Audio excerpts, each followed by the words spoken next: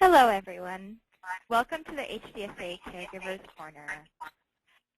Today we're going to be talking about HDSA advocacy and what you need to know to be an effective grassroots advocate. Before we start our presentation, I'm going to go over how to ask a question, as well as how to view the webinar after broadcast. Questions will be answered after the presentation. However, you may send a question anytime. To send a question, go to the control panel that appears on the right-hand side of the screen. You'll see a panel for typing in a question. After you type in your question, just hit the send button.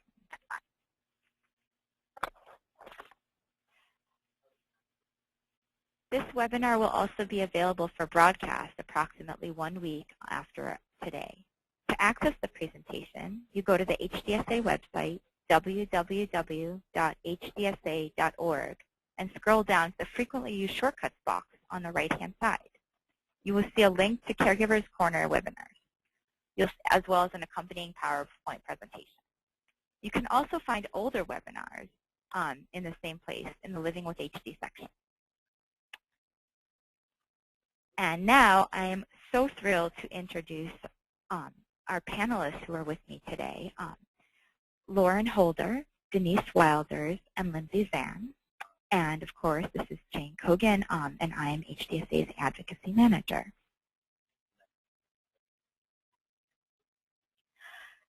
So today we're going to cover an overview of the Huntington's Disease Parity Act.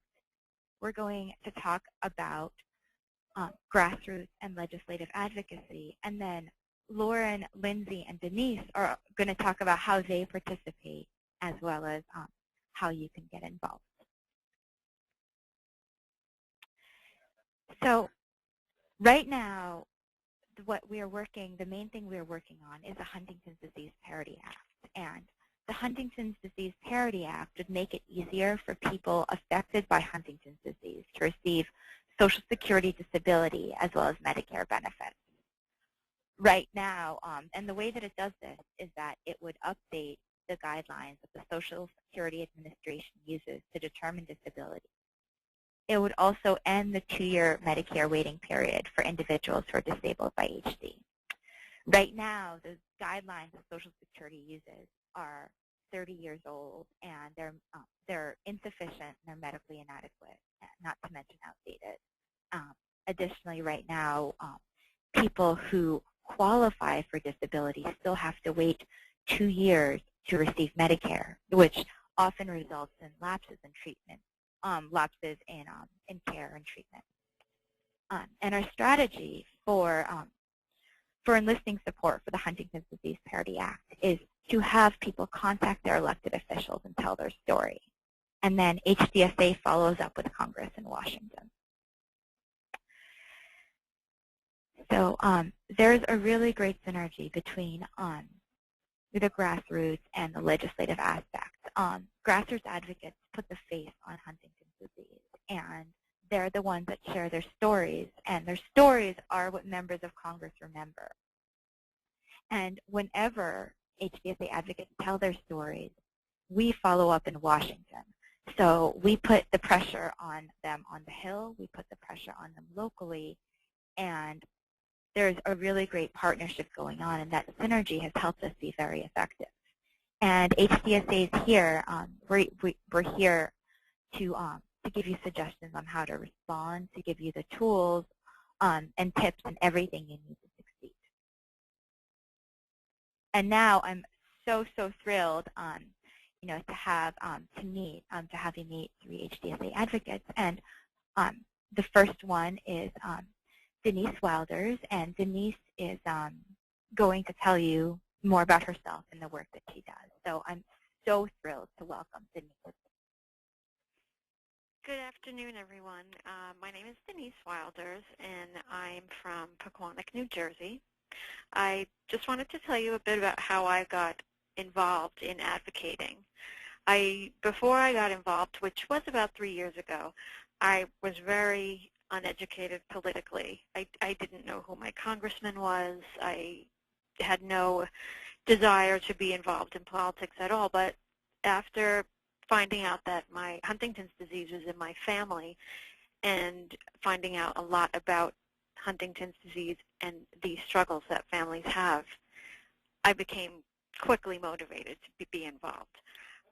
We had no family history in my family, so when my father was diagnosed with it and my sister, it was like a ton of bricks hitting us. Most people have a family history. They have aunts, uncles, cousins, people that surround them their whole lives with this disease, and they kind of assimilate into the situation, whereas we were thrown into the situation, and what were we going to do with this information? So trying to sift through it all, I chose to, instead of be in denial or instead of bury my head in the sand, I chose to focus on helping my family, helping myself, my sisters, and in my father's name, making him very proud of us. When I found out about the bill that they were trying to get passed, I was just, I couldn't believe that it was, the criteria had not been updated for 30 years. Now, 30 years ago, what was that, 1985? I think I graduated high school. I certainly wouldn't want to be judged by something that I had done or looked like in 1985. But I just thought, okay, now it's time. Now I have to do something, and I'm going to go full speed ahead into this. So I went on the website, the HDSA website, and it was very easy. It said, become an e-advocate. And I signed up, and it really walked me through the steps. I was a little intimidated, and I certainly didn't want to go into a group, a support group, or a chapter, because I really didn't even want to believe that this was in our family. So I did everything very private and very personal. Found out who my congressman was, and luckily for me, my congressman at the time is a wonderful man, Mr. Bill Pascrell, and he was very supportive of this bill. When I called his office to introduce myself and my story and my situation, they were very, very welcoming, and they listened, and I believe he signed on within 2 weeks. It was the easiest thing that I've ever done, hearing how challenging this was, and I thought, oh, that's so easy. This is going to be a piece of cake. Then I found out that that was definitely the exception and not the rule. Since then, also having Mr. Pascrell on board with us was great, because he is on the Ways and Means Committee, and the Ways and Means Committee is the committee that this bill was assigned to. Each bill gets assigned to a committee, and with Congressman Pascrell behind us, we have a little more weight in the committee. He can go to the chairman and talk about this. So the steps that I took were, like I said, it was very simple. I signed up online, and this you can do by yourself if you don't want anyone to know that you're doing it. If you're shy, if you can, if you don't have the time, you could do this whenever it's convenient for you. Go online, find your congressman. If you're, most people know who they are. I just was a little out of it. Find your congressman. Write them a letter. There's a pre-written letter there. You just adapt it to yourself.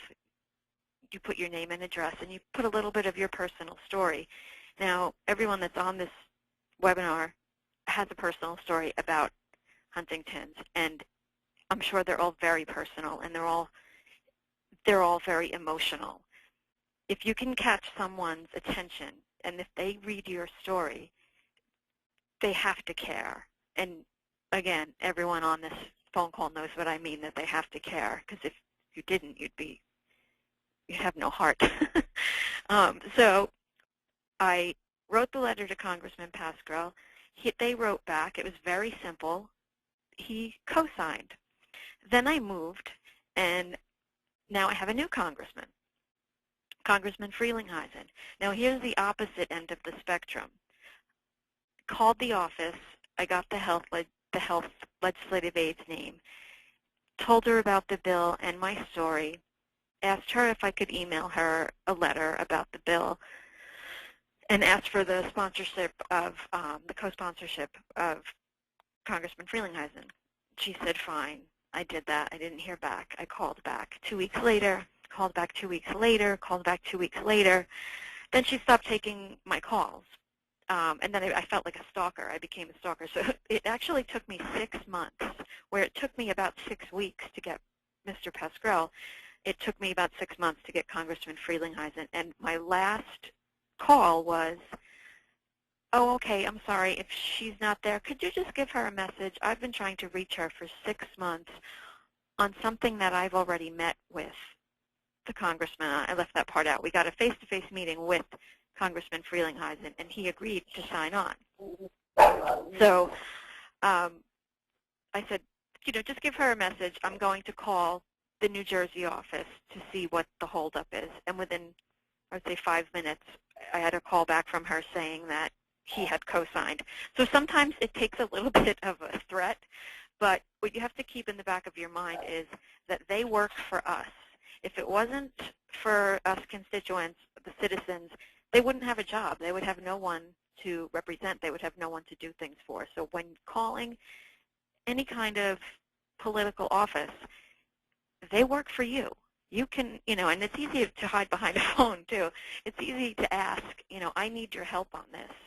Now, since we've had this, it has been introduced into the Senate by Kristen Gillibrand. Now I've moved my sights onto the 2 senators, and actually I just called them today. I give about 2 weeks between phone calls, and then I start calling. They didn't take my phone calls today, but I'm sure they will. And that the senators, we went down to Washington last year, and I approached it the same way with a phone call. Can I speak to the health aide? This is my story. Do you mind if I send you an email? Can you find out what the senator's position is? And then I do that, and then I follow up, and then I do that, and then I follow up. And when we went down last year, Senators Menendez and Lautenberg weren't available, but we met with people in their office. And we followed up. There was no bill in the Senate at that time, but we still kept in contact and followed up and thanked them. So I'm just giving you one scenario, and that's of me as a person, a single person, trying to do what I can to change things and to help my family and tens of thousands of other people to get benefits. I'll turn this over to, I think, Lindsay now, I believe, and we'll hear a different way that she does hers. Thank you so much, Denise. Lauren is going next. Lauren will be able to talk a little bit more about the Senate. That's her. Lauren with Senator Burr, but Denise, it's perfect that you made your calls today because HDSA's National Call-In Day is happening on the 31st, and that's 2 weeks from today. So the 31st will be a perfect opportunity to follow up with your senators. And now I'm so thrilled to welcome Lauren. Hi. So I guess I'll tell a little bit about me. I live in North Carolina, and the reason that I got into supporting the HD Parity Act and really got involved and very passionate about it is, one, because my father has Huntington's disease, and he started going through the process himself, and I started realizing how much of this could really affect him. And two, because I tested positive for Huntington's, and I realized how much this could affect me in the future. And looking at how many people, it was really affecting all over the country, and in North Carolina specifically, and talking to people in the support group, and getting phone calls and things after doing fundraisers, and realizing that this was a big issue, that people were really having a hard time with us, and talking to somebody who was going for, I had a friend who was going for disability for PTSD, and they got through it in no time. And here we're having issues with being able to, get disability for Huntington's disease because of cognitive issues and things like that. And it really made a difference for me. So I really wanted to get involved with it, so I did. I started with my representative, and it has been a long battle. I'm still working on it. But I've learned that, as you see with key points up on the screen, that you keep trying, and it really has been a keep trying thing. My representative is Representative Virginia Fox, and I went to meet with her with somebody else, another constituent in my area, and she said she would follow up with it. And then when I followed up with her, she referred me to Pelosi. And from that point on, it was, okay, let's keep trying. Let's keep sending letters. Let's see what we can do about getting another meeting with her, different things like that. So I'm still trying with her because my last letter from her was another, well, we only co-sponsor 3.5% of bills. So you've got to work around that and go, okay, well, let's try to, let's find a different way of wording this to see if we can get her involved. I've also worked with my dad's representative down in Florida. I made a phone call for him, and because my dad lives in Florida, so what I've done there is, because he's symptomatic, I'm able to actually speak up for him down in Florida. So I've done that. And I also started speaking with my senators and their medical staffers back last year before the HE Parity Act was introduced into the Senate this year. So that's kind of what I've done. Points that are on the screen. If you hit a roadblock, keep trying. Definitely something that we've really done.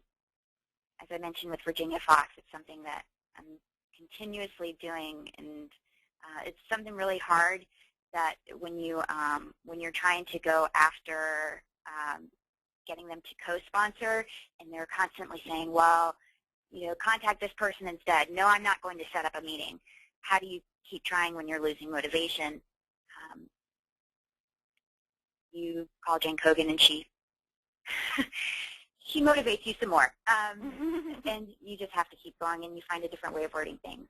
Advocating for others, that's something that I do for my dad as well, and it's something that I'm doing here in North Carolina, and engaging a support group.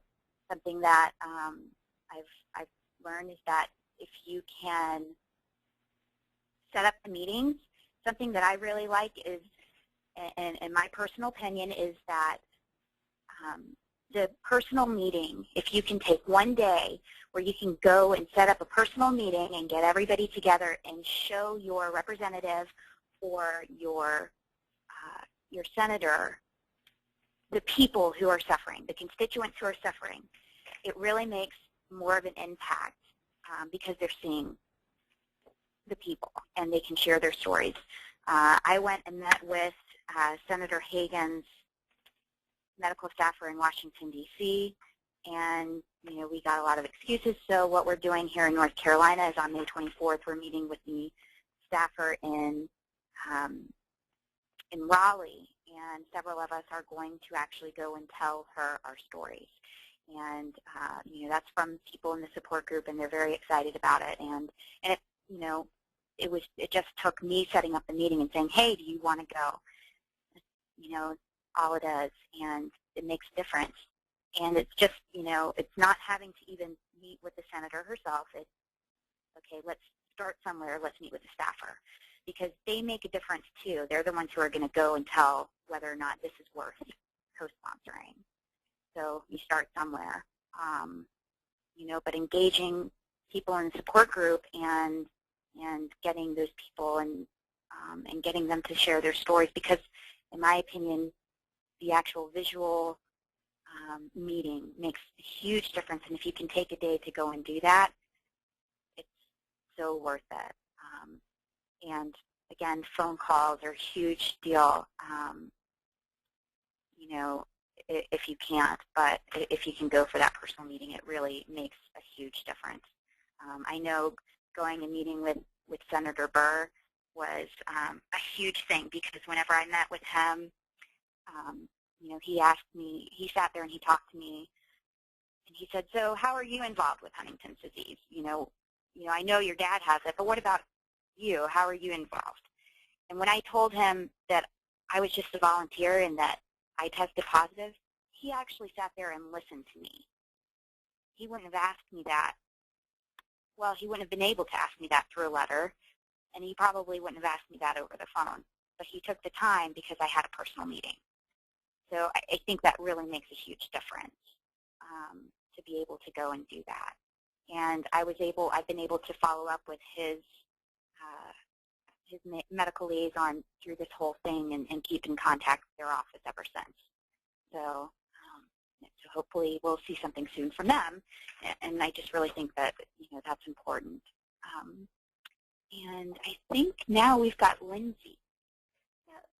Before we go on to me, this is Lindsay. Lauren, I'd love for you to kind of describe, since I too believe that going for the personal meeting is really powerful, and I think it would be helpful if you could describe how do you get personal meetings with senators and congressmen? Well, the way I got the personal meeting with the senator was I first actually met with his medical liaison in Washington, D.C., and then after I did that, I told his Winston office, I said, I want a meeting with the senator. So I start with the medical staffer, and then I actually say, okay, I want a meeting with the senator now. So I start with the medical staffer and then go from there. I just set up the meeting with the medical staffer, and if that doesn't get the co-sponsorship, then I keep moving forward and say, okay, can I meet with the senator, please, and set up a meeting with him and explain that this is what I want to meet with. And, you know, it's worked so far. Okay, so you haven't experienced any resistance to meeting with one of the representatives? No, not with the Congress, not with my congresswoman or with my senators, not yet. And for anyone who's listening on the webinar, HDSA can help you through the process of requesting meetings with your representative and your senators. We do have standard meeting language, and we can help you with materials and prepare you for the meeting. So if anyone's interested, definitely, you know, contact HDSA and we can give you more information. Jane, can I add something? This is Denise. Yeah, so, Jane is awesome about that, by the way. I just wanted to add that to someone who's never done this before. If you go onto a congressman or a senator's website, there's a full-time person, and their job title is meeting planner or meeting scheduler. So that's what they do. They schedule meetings. So they're sitting there, they're waiting for your phone call, literally. There's no reason to be at all intimidated to call and ask for a meeting. Oh, no. No, but a lot of times, and I think one of the big worries is, you know, I know that when the first time that I went up to Washington, my biggest fear was, you know, it was just a medical staffer, and the big worry that you have when you go into one of these offices is, oh wow, these are important people. No, they're just people. Yeah. And I know I had that fear when I met with Senator Burr was, oh wow, you know, he's so important. No, he's just a person. And it's okay, and you know, and he was so down to earth, and he was very nice. And when you go to meet with him, that's what you remember, that he's just a person, and you can talk to him about what's going on with you. And you know, they're there to listen, and it's just like Denise said, they're there to work for you. You know, they're there in order to do a job for you. So you have to look at it that way when you're going in there. Absolutely. You both could not have said it better. So, Lindsay, do you want to tell us how sort of to broaden it from the individual effort to the chapter effort, Lindsay's going to talk about how to engage your chapter in advocacy. Yeah, thank you. First, I'd like to just explain my connection with Huntington's disease and how I started to get involved with my local chapter in San Diego. I'm originally from Texas and moved out to San Diego about 5 years ago and wanted to just, I didn't know really anybody in the HD community out in San Diego, so I wanted to get reconnected and got in touch with the San Diego chapter of HDSA through their website and attended a volunteer meeting. And ever since then, I've been doing quite a bit of volunteer work and recently became a board member of the San Diego chapter. And one of the areas that they wanted help with is advocacy. So I'm one of the advocacy chairs on the San Diego board and started getting involved fairly recently. So I can speak from a perspective of a new person trying to figure all this out. And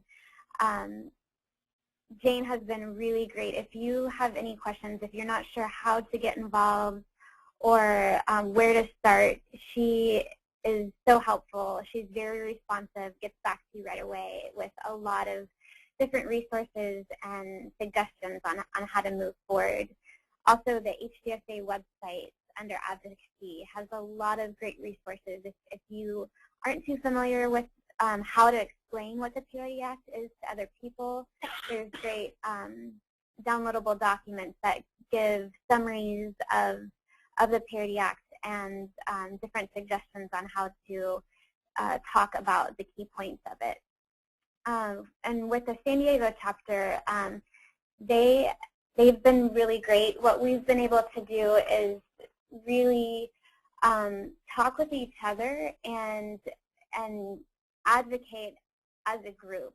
So one of the board members, Alan Rappaport, has a saying that if you don't know anybody in the political field, just ask, because it's likely that someone you know or someone you know who knows somebody else is able to have a connection. And it's sort of like that 6 degrees of separation. And we've been able to really make a difference across the U.S. just by asking people about who they know and telling them about Huntington's disease and our legislative efforts. And everyone's willing to help, exactly like Denise said. If you tell your story, people are going to care. And I can say just personally, when I started asking my friends and family, my boyfriend used to work with someone who is now a military liaison for a senator in Virginia, I believe, and I had no idea. But if I hadn't asked my boyfriend to ask other people, I would never have known that I had a connection there. And I also asked my boss, and my boss's sister's husband was the chief of staff for a local representative in California. So I had no idea that I had a connection through that way either. So really what it is just about communication, telling your friends and family about what you're trying to do. And of course, your friends and family are going to want to help you. And it just can take a snowball effect, and you can get in touch with people that way. Another thing that I believe San Diego chapter has done really well is when we are in communication about the responses, when we're emailing representatives and senators, what those email responses back to us are. So we're in constant communication with each other so that we can strategize next steps. And so Jane has been really great, again, getting people connected, and we were able to connect with the other chapters in California to email and call and get in touch with our senators here, because what I've found is that there's power in numbers, and especially with Senator Boxer, she has heard my story and she's heard a few other people's stories, but she needs to hear from more people because she needs to know that this impacts more of her constituents, that a lot of her constituents care. So if we can get people together and call and email at the same time, that sends a powerful message. So we've been able to communicate with people in our state through, Jane and her ability to message out to people. So if you have an idea of getting connected with other chapters, please just call or email Jane and she can help get everybody together that way. And then just from speaking from a newbie's perspective in this, I found that there's some pretty great strategies that you can use when you are calling and emailing people to have them help you. So what I mean is when I want other people to help and other people to contact our representatives, I use social networking sites like Facebook. I found that's been really helpful. If you post something on your wall about different efforts that are going on, like the National Call to Action, that gets out to a lot of your friends, and your friends are going to want to help you. So constant reminders, I tend to not want to do it every day to bombard my friends and only talk about advocacy, but I probably post something once a week. I think that's a really good amount of time where people are remembering about how they can help me as my friend, but I'm not over bombarding them with pleas to help. So that's been really effective. I've also emailing friends and family members to contact the representatives have been really effective.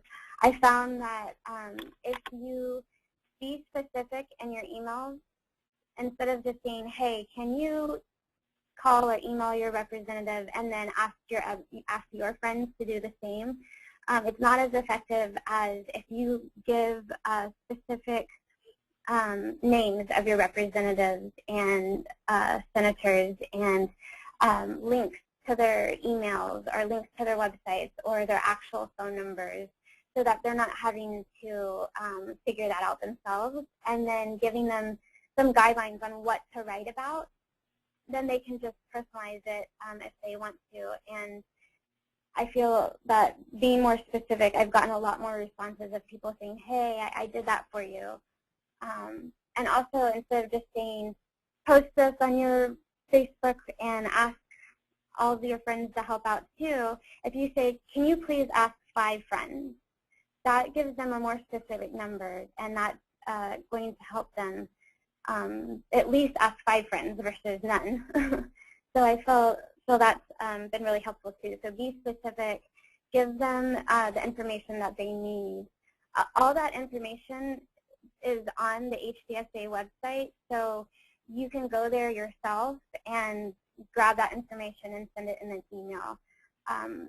I've also let them know that it's on the HDSA website, but I feel like just taking that extra step has been really helpful too, trying to rally other people and engage other people to help you with your cause. I believe that's everything that I have to cover today, unless people have questions. Thank you, Lindsay. There will actually, for everyone watching the webinar, we are going to have about 15 minutes at the end where you can ask questions of Lindsay and of Lauren and Denise, as well as myself. But before we do that, I just wanted to go over some common themes that we heard today. So the first is that persistence is definitely key, and that sometimes usually you won't get a definitive answer the first time, although sometimes, as Denise says, you get lucky. But if you hear something and you're not sure what it means, or it's not really a response, then repeat your request. And if you hear something and you don't know how to respond, HDSA is here to help you. The second thing we heard is that everyone who has a story and who cares needs to participate, and that as Denise said with Pasquale, it only took one try, but he needed to hear from somebody with a story to know that this matters. The third is that you're the expert. Members of Congress often don't know very much about HD, so it's really important to share your personal story, to share how this affects you. And finally, it's really important to engage others, as as Lindsay just said, with her senator. Her senator has heard her story, but they really need to hear the stories of everybody affected and everyone who cares. So, and every single person who engages is another voice speaking for HD. So, in terms of the next steps, what can I do today? Well, you can join the you can become an HDSAE advocate at hdsa.org/join.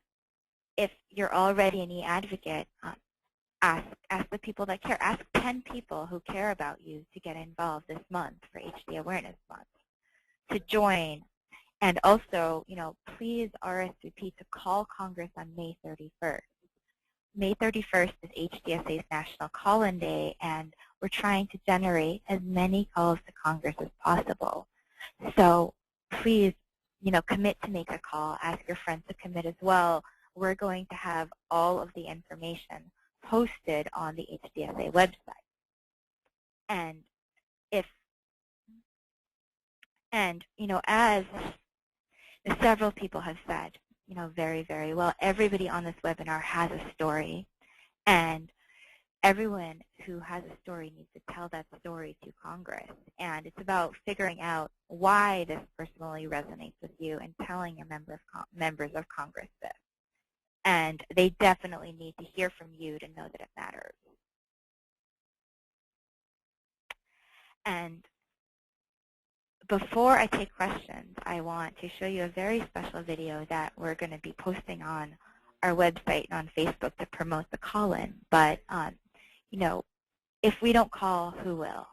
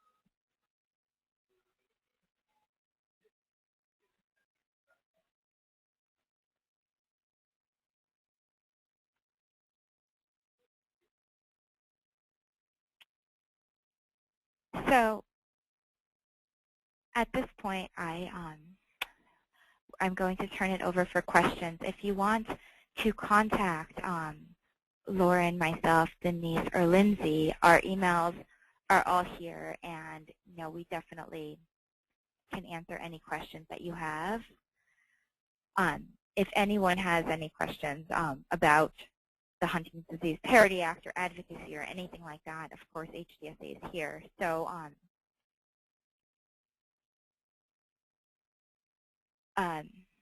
now, does anyone have questions? Give me 1 minute to pop it out.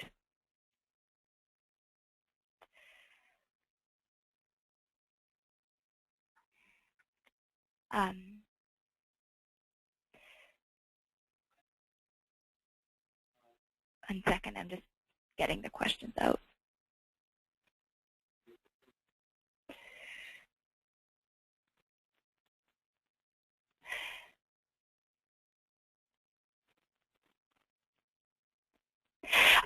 So the first question is, what Senate committee will hear the bill? And the bill, that's a great question. It's the Senate Finance Committee that is the committee of jurisdiction. And on the House, it's the House Ways and Means Committee. So then the other question that somebody else asked is what about the HR 678? HR 678 was the name of the Huntington's Disease Parity Act last year. The new bill number is HR 718. And just to recap, what the bill would do is it would do two things. It would compel Social Security to revise their outdated criteria for determining disability for HD. And it would also waive the 2-year waiting period for Medicare for individuals who are disabled by HD. And then the other question I have is, what does it mean to ask a member of Congress to co-sponsor legislation? Co-sponsoring legislation is something that advocates can do, or something that members of Congress can do to publicly say that they support a bill. And the more co-sponsors that a bill has, the more likely it is that the bill will move through committee and move to the floor for a vote.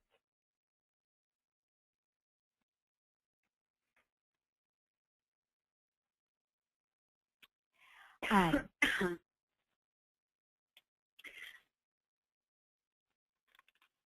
also wanted to mention, we had talked before about, I think you had asked me, Jane, or somebody had asked me before, whenever I made the phone call to, for my dad, how I went about doing that. Mm-hmm. We had talked about that before, Jane? You talked about, I'm sorry, will you repeat the question? When we had talked before the webinar, we had talked about how somebody had asked me a question regarding when I made phone calls for my dad to Bill Arrakis. Mm-hmm.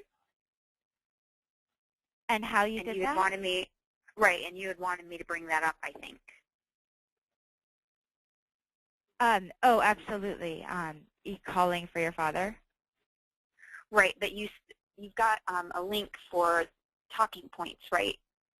For if you call in. I absolutely do have a link for talking points, and that's all going to be there. If you go on,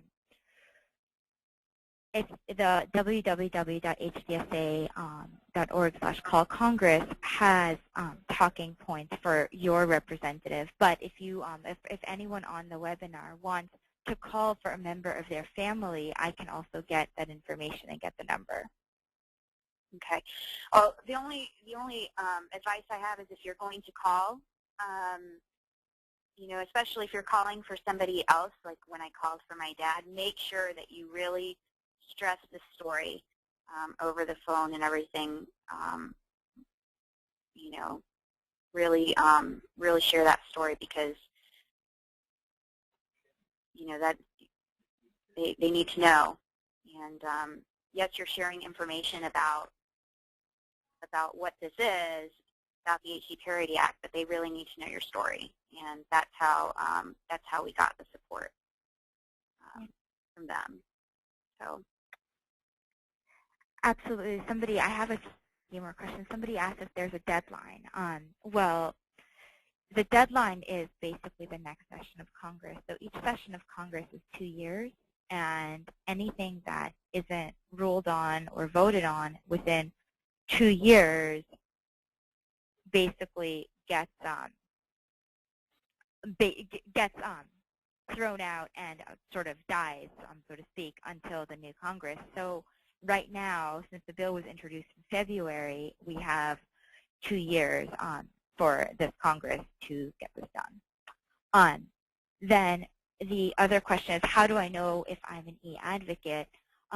If you get HDSA advocacy alerts, you're an e-advocate. And if you don't know, you're not sure, you can always just sign up at www.hdsa.org/join. It takes a few minutes, and it's really great. Someone basically, when the vote is going to depend on how much support there is, and that's why we're seeking co-sponsors. You can find a list of co-sponsors on the HDSA website on www.hdsa.org, and it's /advocacy. And then there's another question on how do you know if others in your community have contacted their members of Congress, and you can't. Unfortunately, there's no way of knowing who else has made contact unless they tell you because of privacy. So a member of Congress can't say they've been contacted a lot, but they often tell us that we don't, we need to hear from more constituents. So if you're not sure and if you have other people who you can involve, definitely, as Lindsay said, tell them, give them a very specific message, but get them involved.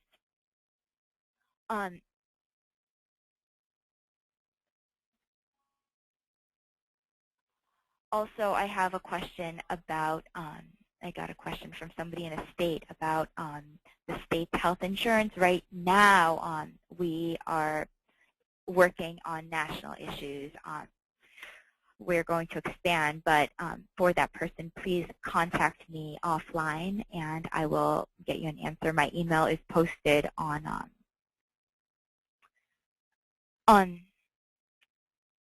the slide.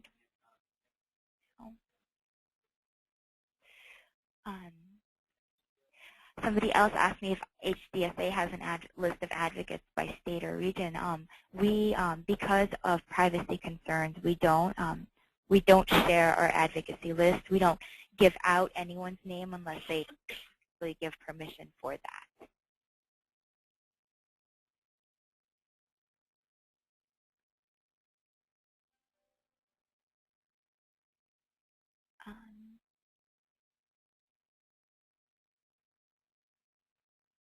And somebody just, as far as the sponsors and co-sponsors, that's on that's on the HDSA website. And also, anyone can also, at any time, if you go to the Library of Congress website, Thomas, you can search for both bills, and they will give you that information. That has it by date. The HDSA website has it by state.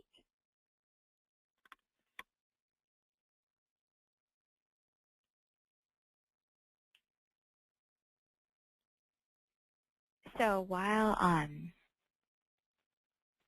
there are no questions coming in, we do have a few more minutes. So I would love for our advocates, tell me a little bit about sort of how how you overcome some of the challenges and you got involved. I know that I heard from a few people that sometimes it can be very, very intimidating. So tell me what was personally challenging for you and how you overcame it.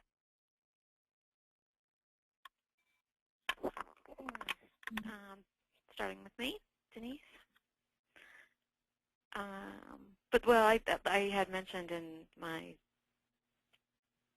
speech about the just the being ignored by an office and just keeping consistently calling, and it really I became just real disheartened for a while there, thinking that it wasn't going to go anywhere and I was going to give up. But once you've met the challenge, and then it fuels you to do more. It kind of makes it all worth it. And then, well, I guess that's about it. Jane, you have such a good memory. Is there something you can think of for me? Well, I mean, I know that both, I heard both from you and from Lauren about how sometimes the responses did get, overwhelming and challenging. And, I know that both of you contacted HDSA to follow up. And, I remember when you contacted me about Frelinghuysen and said, well, if he's not responding, what can I do? And I suggested that, you loop in another person, and that that had an impact. So it's just, and as Lauren said, sometimes it's going about it in different ways. But what about, because I know that you and Lauren also, you talked about how you were nervous at first about getting involved. And I can imagine that some people, if it's their first time contacting Congress, also would feel really nervous. So can you tell me how you overcame that? But like I said also, that you're kind of hiding behind a phone call and behind a phone. And that really, there's really nothing to be nervous about because I wasn't face-to-face with someone. So it slowly built up my confidence, first by writing a letter, and then by picking up the phone. I really wasn't seeing anyone. And then, the first meeting was, by that time, I was successful in getting Congressman Pascrell to sign, and I was on my way to Congressman Frelinghuysen, so I was building up momentum, and I had gained some confidence, and it really, it really feels you. It's such a good feeling to know that you've accomplished this. It's really something I only ever really thought of in passing, or like watching Legally Blonde, and to really do it yourself it's just taking the first step, writing the letter. For me, I kind of just dove head in and set up the meetings. I kind of just do that. So I was really very nervous, and I think what helped me get over it was when I went to Washington, and Jane, you were there, and I had, I had you there, and I had the lobbyists there, and it kind of made me more comfortable in going in and realizing, these are just people, and I'm hoping that, when we go to Raleigh and I have other people there, that I can give them the confidence too to realize these are just people too, and I think it makes a huge difference when you go in with somebody who has experience in it a little bit, who has already gone,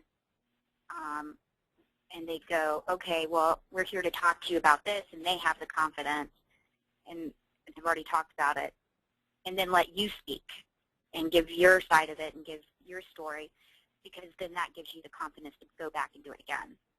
Yeah, I agree with Lauren on that one, because when we did go to Washington, there were some folks that we were kind of all split up into teams.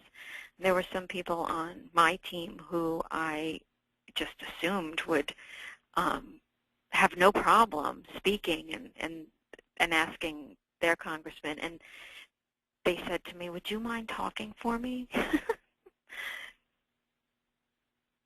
Yeah, I mean, it makes a huge difference, when you have somebody who's already done it. So I think once you get over that initial time, and oh wow, this is okay, I can do it, then you can go back and do it again, and you can go, you can then, after that initial meeting, if you have to do it again, or if you have to do the follow-ups or whatever, you have the confidence to do the follow-ups and ask, okay, well, just following up with you, and it's not hard after that point because you've already done the initial meeting, and if you have somebody with you to kind of lead you that first time, it's not bad after that, because I was extremely nervous that first time, so, but since then it's been fine, so. Well, thank you so much. We are almost out of time. We have about 1 minute left, so I just want to, thank you, Lauren, and thank Lindsay, and thank Denise for making time to speak to us today, and for everything you do. You're welcome. And everyone's contact, our emails are listed, so if you do want to contact the presenters, you can, and the webinar will be available about a week after broadcast. And thank you again. Thanks, Jane. Thanks, Thank you.